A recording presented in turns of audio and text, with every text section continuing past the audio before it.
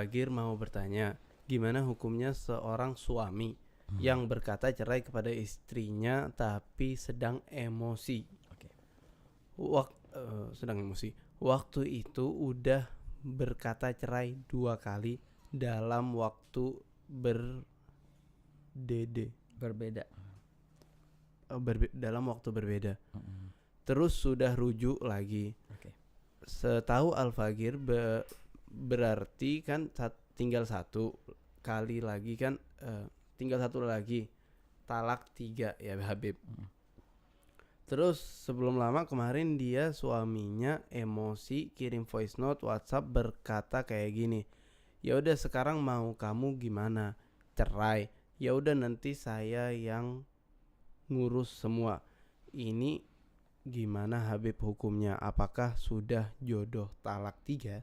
Terus setelah beberapa hari setelahnya suaminya malah nyuruh istrinya pulang lagi. Afwan Habib, soalnya kita semua keluarga awam ilmu agama.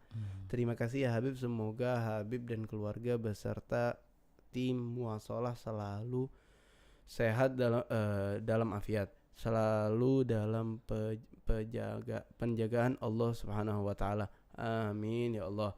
Syukran jazakumullah khairul jaza. Ya Habib. Marhaba Muhammad Rayyan. Masyaallah ya khair Habib. Waalaikumsalam warahmatullahi wabarakatuh. Masalah perihal talak. Tadi masalah zuhad, sekarang masalah tolaknya. Tipis-tipis ya. Ya Latif. Nah, emang betul Habib ya. Suami istri, si laki mempunyai 3. At-talaqu marratan, fa imsakum ma'ruf aw tasrihun bi ihsanil akhirah. 2 kali. Bisa tolak pertama merujuk bisa. Tolak kedua merujuk juga bisa. Nah, tapi kalau sudah tolak ketiga maka merujuk juga bisa, tapi ada prosesnya panjang. Si istri ini harus nikah lagi dengan laki-laki lain, kemudian dukhul, kemudian iddah lagi, ditolak, baru kembali ke yang pertama, baru dengan 0 lagi, 1 2 3 lagi. Itu proses yang nomor 3 itu sangatlah panjang ya kan, harus ada muhallilnya kalau dalam bahasa fikihnya kan ya.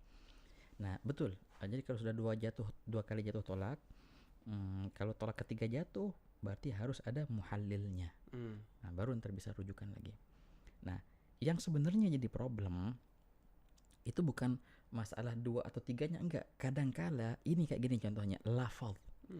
Banyak orang mengira ini lafaz tolak, padahal enggak asal tolaknya. Ini sering. Ini Beb ya, hampir 90% kasus talak yang Al-Fagir tanganin itu kebanyakan, itu semuanya 90%-nya 10 yang sah. 90%-nya kebanyakan itu lafaz-lafaz yang tidak sah untuk dinobatkan sebagai tolak. Contohnya ini cerai. Bagaimana? Bukan, ada ya udah sekarang mau kamu gimana cerai? Ya udah nanti. Nah, kalimat nanti itu bila mana ada kalimat nanti berarti itu namanya wa'ad. Bukannya insya tolak. Nanti saya cerai ya.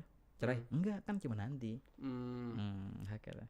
Jadi kayak apa sih? Ancaman. Ancaman tolak bukan tolak. Hakala. Bahkan kalimat talak pun dalam bahasa Arab ya, tolak kan sharih. Dalam bahasa Arab begini, kalau anti toliq betul itu talak. Tapi kalau anti tolak enggak sah. Anti tolak enggak sah. Kenapa? Karena ini masdar enggak bisa menjadi khabar hukum daripada anti itu. Kalau toliq baru sampai segitunya. Jadi dalam kitab fikih pun dijelaskan bahwasanya lafaz-lafaz tolak itu ada khusus yang sharihnya, yang kinayahnya, dan tidak boleh ada kalimat akan. Begini contohnya. Kan fi'il ada 3 ya, madhi, mudhari sama amr. Madhi itu yang lampau. Kalau mudhari yang sekarang atau akan datang. Bila mana dia menggunakan fi'il madhi, talaqtuki, betul jadi tolak. Tapi kalau seandainya dia pakai fi'il mudhari, utalliguki, enggak jadi tolak. Loh, kenapa? Karena ini kan fi'il mudhari. Bisa jadi maksudnya itu akan. Hatta sa'utalliguki juga Nah, apalagi jelas banget itu sa'utalliguki ada sinnya akan. Itu enggak tolak belum. Jadi harus dengan pakai fi'il madhi tadi, talaqtuki, atau pakai mubtada khabar anti talib. Sampai segitunya. Jadi sangat-sangat sempit lafaz-lafaz talak itu. Banyak orang suami-suami yang nanya, "Wah, nih pengen rujukan lagi." Sebelum kasih fatwa, tanya dulu. Gimana intinya lafaz kemarin? Lafaznya apa? Dan kebanyakan dari mereka enggak sadar bahwasanya itu lafaz yang tidak sah untuk dinobatkan sebagai tolak. Belum tertolak kok, belum tertolak. Seperti ini contohnya. Kalau seandainya seperti yang diceritakan ini emang peristiwanya dan lafadznya sama, ini lafaz belum bisa dinobatkan sebagai lafaz tolak ini. Ya udah, nanti saya yang itu belum lafaz tolak. Jadi emang si istri belum tercerai sama sekali, masih dalam status istri ini. Karena lafaz tolaknya nggak sah. Nah begitu. Nah untuk masalah yang pertanyaan pertama, masalah tolak dalam keadaan emosi. Tolak dalam keadaan emosi ada dibahas dalam ilmu fikih, pembahasan yang panjang lebar. Dan bahkan bukan cuma itu, dikarang kitab-kitab masalah ini. At-talaq fi halatil ghadab. Kata mu'tamad madzhab arba'ah semuanya bilang tolak itu sah walaupun dia dalam keadaan marah. Gitu. Ada beberapa pendapat, di antaranya kalau nggak salah Ibn Taimiyah yang berkata tolak kalau marah nggak sah. Tapi kalau yang mazhab-mazhab yang lain semua bilang tolak sah walaupun dalam keadaan marah. Ibn Taimiyah atau di bawah mazhab Syafi'i? Wallahi Ibn Taimiyah hada nus bib. Kharij at-taqti. Oke, kharij at-taqti azim. Nah, sebenarnya itu Hanabilah. Kembali ke Hanabilah, tapi ya sendirilah katanya gitu. Ana kulihal. Banyak pendapat yang kayak ini, di antaranya talak fi hadil qadab. Dia bilang enggak sah, tapi yang mu'tamadnya itu sah. Dan dianggap, karena makanya semarah-marahnya engkau wahai suami, jangan sampai jatuh. Karena orang kalau marah tuh Beb, orang kalau marah tuh sudah di luar kontrolnya sudah. Wow deh. Gini, dalam kaidahnya, ketika engkau marah, maka siap dan engkau mengambil keputusan, siap untuk menyesal atas keputusan itu, pasti sudah. Keputusan yang diambil ketika marah pasti akan disesali tanpa ada keraguan, pasti. Makanya ketika marah kalau bisa jangan ngambil keputusan, tahan sebisa mungkin, tahan. Masalah cerai atau enggak nanti ntar sudah reda kemarahannya baru bisa mikir. Bener, orang ketika marah itu kayak ada kabut tuh di sininya, dalam pandangannya, jadi nggak bisa ngelihat dia beneran, gelap. Itu dalam hadis kan syaitan main bola di atas kepalanya orang marah itu, makanya disunahkan dia wudu biar kabur syaitannya itu. Nah kalau misalnya 2 rakaat sampai kayak gitu, makanya jangan buru-buru ngambil keputusan ketika lagi marah, karena dari segi hukum fikih kita kalau talak sah tolaknya. Kata makanya jangan. Kata udah reda baru ntar lihat keadaan bagaimana. Jadi poinnya di sini pastikan dulu lafadznya itu lafadz tolak atau enggak. Ya, secara zahirnya sih di sini enggak salah lafadz tolak, karena ada kalimat nanti. Nanti saya yang akan urus, nanti saya ceraikan. Kalimat nanti itu berarti oke, itu fi'il mudhari semua berarti itu. Berarti enggak sah tolaknya. Insyaallah kalau emang begini ceritanya, berarti si perempuan itu masih dalam status istri, belum terceraikan. Makanya tinggal satu lagi nih, makanya harus hati-hati. Betul. Jangan sampai kelepasan ntar. Wah, jangan sampai ntar nyesel.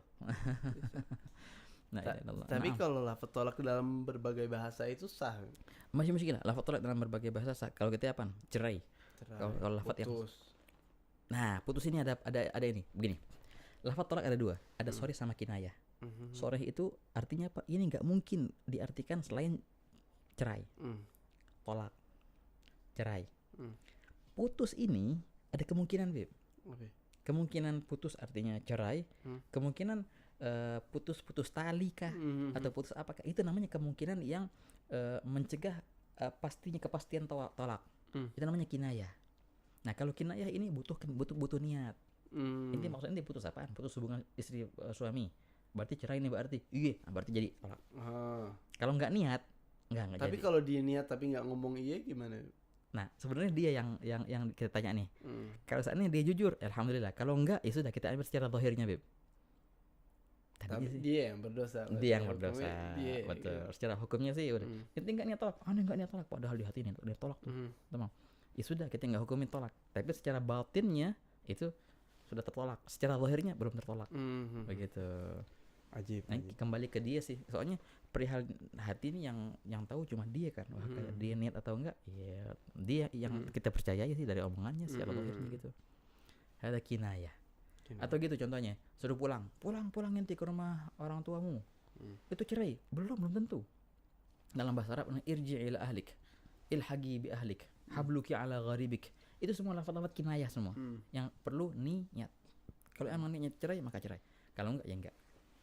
Nah itu seringkasannya. Wahakata. Ya, semoga Allah Ta'ala berikan keharmonisan dan tumakninah dan sakinah wal mawaddah wal rahmah untuk keluarga yang bertanya, dan insyaallah untuk kerabatnya juga semua, dan Allah Ta'ala jalin hubungan mereka dunia akhirat bersama insyaallah.